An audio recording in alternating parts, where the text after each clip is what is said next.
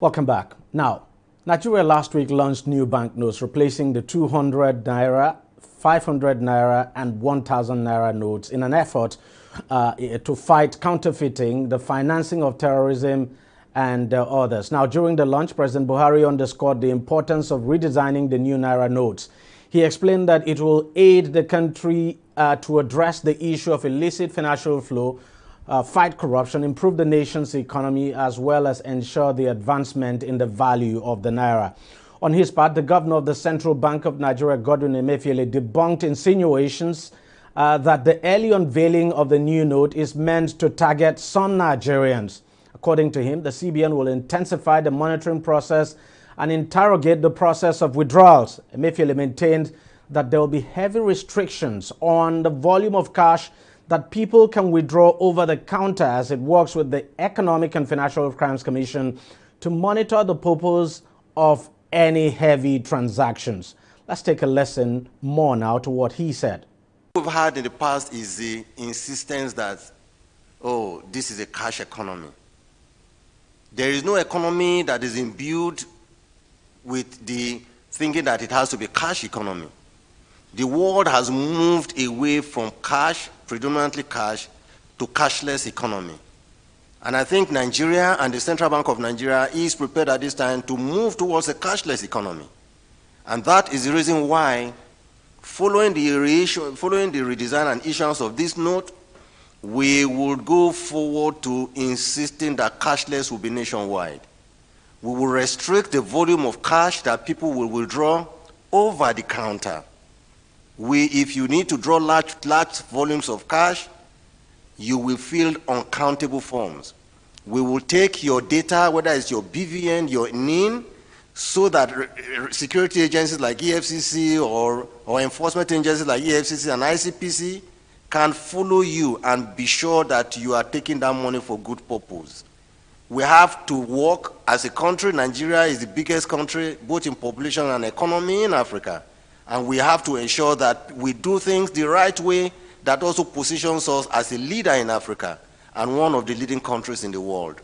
We must do things right, and I think it will start from. Well, joining me now to discuss this further is microeconomic expert, Professor Ken Ife. He joins us from Abuja. Prof, thank you very much for joining us on the program. Let me start by asking how important this redesigning is for the country.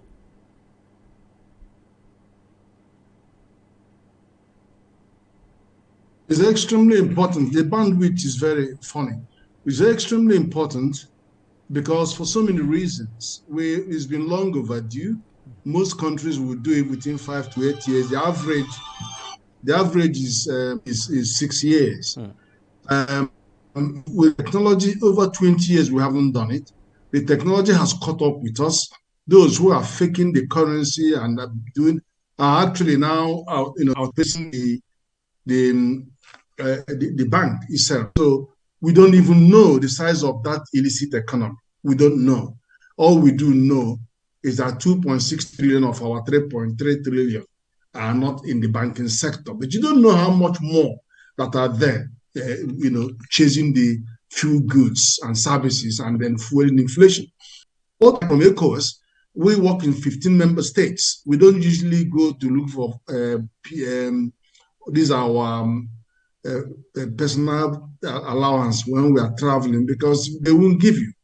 So people tend to carry their naira with them in their pocket. So if you go throughout the 15 countries, naira is the second currency, and then it's more intense. The use is more intense in the northern frontier states of Francophone countries. We have 100 million Francophone countries surrounding us in the north, Niger, Chad, Mali, Burkina Faso, Benin, Cameroon. They're all using naira to trade.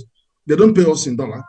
They carry all the goods from the northern side and they pay in naira, not even in their franc CFA. So a lot of our money is outside the shores, and a lot of it are also fake currency.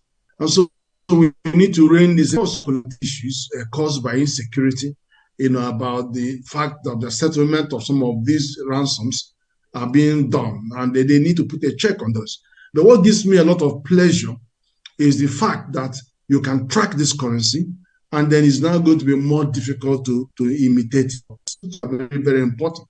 but there's a lot of speculation as well.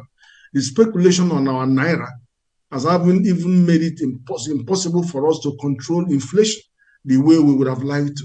But now they're all coming to a head, and I think that it will get worse before it gets better. The inflation will go up a little bit more, then the exchange rate will go up and come down, go up and come down, but it will settle down around January, when many of the diaspora that will also be the high price of dollar to bring in money for the Christmas. So, but around that November, January side, it will begin to stabilize. February, it will begin to stabilize. Let's talk about the security, and I'm so happy you did talk about that this currency can be tracked. It means the security features in the currency would have been upgraded and all of that. But some people just think this redesigning is just basically a change of color. No, it is a change of color for you and me who will use our eyes to see it. But the electronic tags in there will be seen by all the spectrum. It could be seen by infrared, by ultraviolet light, by satellite, by all kinds of technology will be seen there. That's why they can track it. So we don't know what else is in the electronic tag, but the electronic systems know what is there and they can track it. It's possible now for you to get a few bunch of currencies and describe the trajectory of those. Which bank received it from central bank, which branch received it from their branch, and then how the journey of the money. You can tell all that.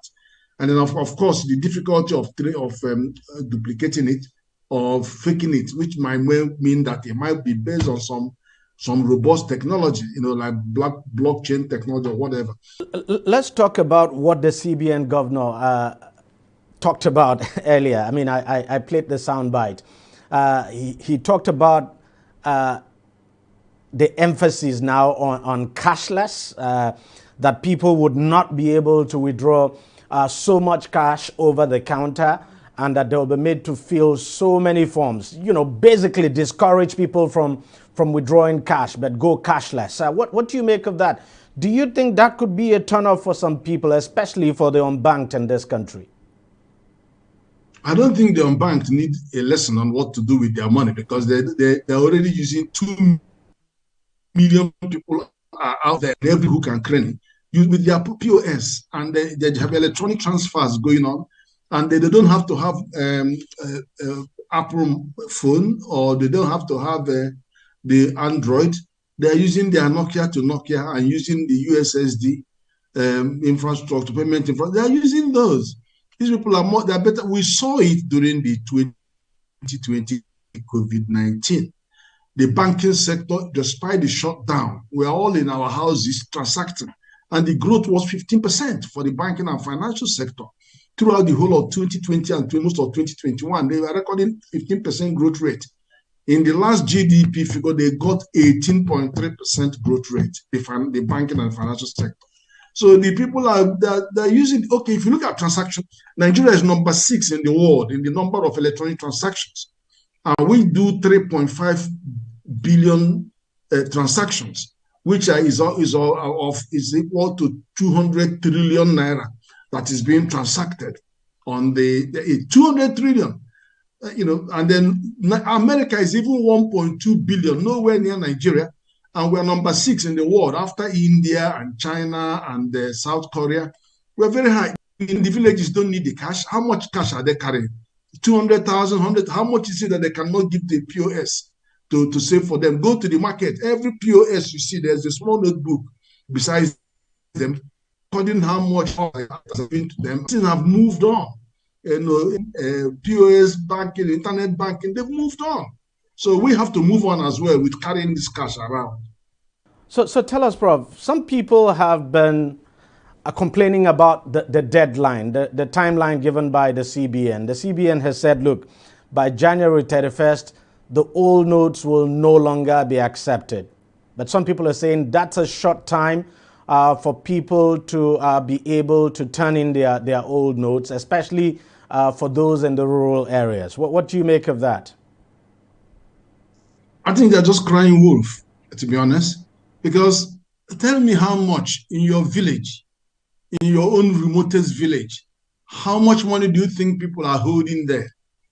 Would you think that an average person will hold 200,000 naira in the village there? Do you think, is there any way you have almost 2 million people all over? There's no corner. There's no corner of this country you do not have somebody sitting under the umbrella with POS, collecting money from you and giving you money. And then if you go to any market, you see them with their umbrella and the small notebook where people are actually keeping account. The retailers, the market people will go and give them the money for the day, they record it. And as they are recording it, somebody else is standing to collect cash. So these people is just crying wolf. You don't need more than 14 days for people to turn in whatever they have. It is those who are carrying billions of naira that are worrying about how to get them back into the banking system and paying 20% or 10% for people who are going to lodge these monies into their accounts, different accounts. It's not the real trader that we're talking about, or the people that, how would you take in this day and age, with the level of insecurity, you're telling me people will carry 500,000 in a village and put it in and sleep under their pillow? I don't know that is happening, because with their Nokia to Nokia, which is the most rudimentary, they are still transacting. You have agency banking. Even First Bank alone has more than 160,000 agents all over the place dealing with this. So I don't know where people are getting all that from. The time is enough. We should just close that chapter right now and then get on with it. All right, Prof. We just have to thank you very much for talking to us, and we thank you so very much for your time.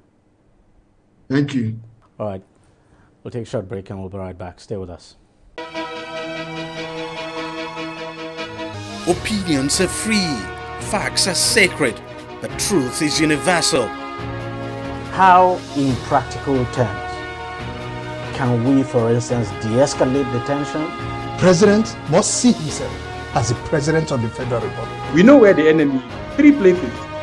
The Lake Chad Basin, the border area between Nigeria and Cameroon, and then the Sambisa Forest. On DEJI360, we give you a complete dose of everything. Opinion, facts, and undiluted truth. I hardly believe what politicians say in this part of the world. A new Nigeria is possible, a future is possible. We delve into the issues, dissect it so that you can understand it, and use it to take action. I don't think there's any need for any governor to look for grant for ranching. DEJI360, dissecting the issues.